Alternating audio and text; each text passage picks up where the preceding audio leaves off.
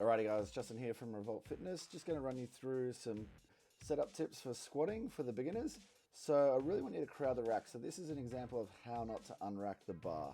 So my hips are away from the rack. There's a lot of load and torque in my low back there. So what I want you to do is really crowd the bar, bring the hips underneath the bar. So as soon as you can stand up, you'll find that there's a lot less pressure in the low back. And then take 2 steps out of the rack.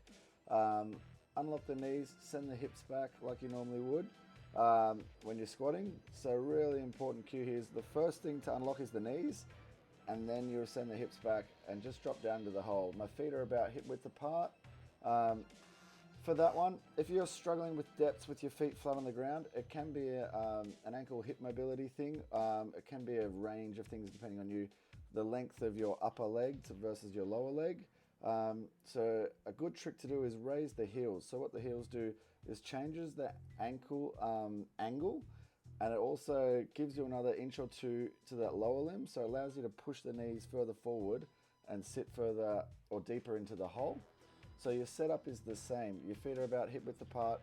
If you have access to the solo wedges, the individual wedges, where you can match the angle of the ramp to the angle of your foot if you slightly turn your toes out.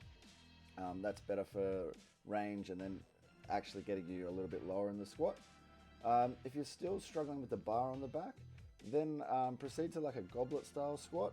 And same again, try with the heels on the ground, holding the weight on the front with the elbows underneath the weight. And your intent here is to really, as you're lowering the weight, really push your collarbone or your chest towards the roof.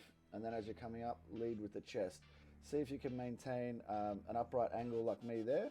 If you're still struggling with that upright torso angle, same again. So go back to the wedges, use that heel lift to let the knees travel further forward and drop you down into a deeper squat. So if you're still struggling with any of these, by all means use the Facebook group to post any videos, because there is so many things individually that can change your squat that I can help you with.